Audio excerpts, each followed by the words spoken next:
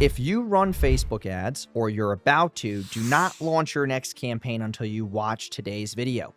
I'm going to be breaking down an ABO campaign versus a CBO campaign and which one you should be using based on the niche, the vertical, and what your cost per lead or per purchase can dictate about which one you use. Because if you're choosing the wrong one, you're putting money down the drain, and you have to have this set in stone. And this is what all of my media buyers in Mojo Media follow to this very day.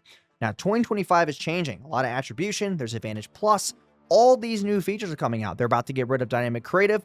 What things should you be watching out for as you either run your campaigns yourself or offload them to a world-class team like Mojo Media? So with that being said, let's get into today's video. Like, comment, subscribe, and let's go down to the whiteboard. All right, so we have ABO, okay, and then we have CBO. So ABO and CBO, if you don't know what they're named after, ad budget optimization and campaign budget optimization.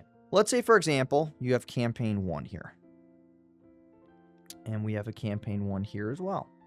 Let's say we had 3 ad sets. If you know what ad sets are, they are what divvy up the campaign by targeting and audience size and their behaviors. So we're going to put ad set 1 here, ad set 2, ad set 3. If you were running ABO, if let's say you had a budget of $30 a day, let's say, you would put this one at 10, this one at 10, and this one at 10. If you have a CBO campaign with the exact same setup, and you had ad set 1 and ad set 2 and ad set 3, you wouldn't be setting the budget per ad set. That's why it's called ad set budget optimization. This is CBO campaign. So I'm just going to say to the campaign level, spend 30 bucks a day and spend whatever the hell you like between these 3. This one could spend, and I've seen campaigns do this, where it's like 20 bucks a day here that gets spent, $7 a day, and then 3, which equals 30, but it gets sporadically spent based on what the winner is. While this sounds very appealing, sometimes it's the wrong way to look at it. Because if you want to scale to bigger numbers, you have to periodically scale this CBO, and it doesn't give enough love to these ad sets. The way that I like to set up campaigns if I'm going ABO versus CBO is the following. And this is how I get all my campaigns off the ground. Okay, if I'm doing ad set optimization, I always start with that first, by the way. I always start with ABO first, or ABO. Okay, I work with bigger budgets, so here's what we're going to do instead. I'm going to give you an example of what I do. And this is based on your cost per lead and cost per purchase. Let's say your cost per lead equals $50. Okay, and we'll get to a bigger budget by the end of this video, but let's say my cost per lead is 50 bucks. And my cost per acquisition or purchase is also 50 bucks. So I can wrap both e-com and lead gen into this scenario. My cost per lead is 50 bucks. My cost per acquisition is $50 on a purchase campaign. That means that I'm going to set my ad set 1, my ad set 2, and my ad set 3 to $50 a day each.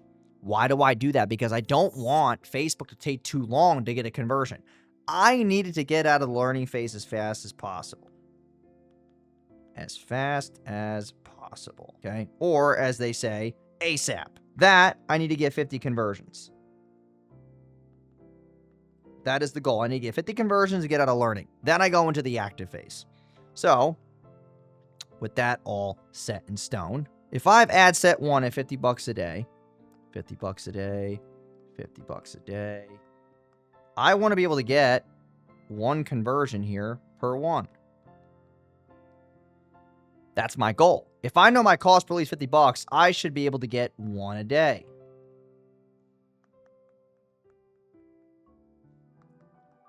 Okay. Now, if I run this for a week, I'm going to be able to sit there and say, okay, cool. Let's say I ran it for an entire week. This one spent 350. This one spent 350. And this one spent 350 bucks. Now, math would tell you that if I spent this and I got 50 bucks a lead or per sale, I should have 7 leads here on each one, which means I should have 21 leads or 21 purchases. It's not always going to be that way. So let's say I got 9 here. We'll say 6 here and 5 here. What would be the next decision? Well, if I got 9 and 6 and 5, this one's obviously an underperformer. This one I'd probably cancel out because my cost right there is around 70 bucks. Okay? It's a little too high. I still have faith in the second one. So I'm going to keep this one. I'm going to keep this one. You have found 2 clear winners, right? One is about to be a winner and one is a clear winner. Here is where you're going to take this and you're going to take these 2 and you're going to combine them and turn them into what I call a CBO and what everyone calls. Now, because I'm used to spending 50 bucks a day on these 2 campaigns, my CBO is now going to be set at $100 a day. And it's going to consist of ad set 1 and ad set 2. And these are now going to work together at that $100 a day to get me better results. So now I have 100 bucks a day, and now I'm still spending 50 bucks a day here, $50 a day here, $50 a day here. Now I'm already at 200 bucks a day. And this is with one set of creatives. So now let's get even more granular. I have one set of creatives here. Okay, this is only one set of creatives. If I want to scale, I'm going to do another ABO.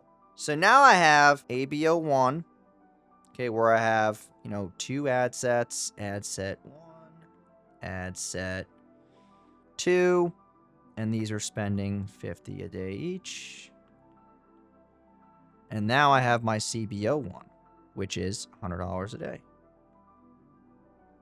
Now, what am I going to do next? This has only been running on one creative. All I did was test the audiences here. Ad set 1 was a different audience, and ad set 2 was different. Ad set 3 was a different audience. I didn't test creative yet. If I have one creative here that I know is working, I'm going to take that creative and say, all right, cool, let's reverse engineer. Now I'm going to go set up another ABO. ABO 2. I'm going to go back to those 3 ad sets. I'm going to take my winning 2. So we're going to call them winning ad set 1, winning ad set 2, and now a new ad set 3. This is my second creative. Now, I'm going to find, maybe this one becomes a winner now. Now I'm spending 50 bucks a day again. 50, 50, 50. Now I'm at $350 a day. Now I'm going to find those winners, and let's say all 3 were winners. Now my next CBO, which is CBO 2, is going to be $150 a day. Now I'm at 500 bucks a day total because I'm at 150 here, 150 here, 300, 400, 500.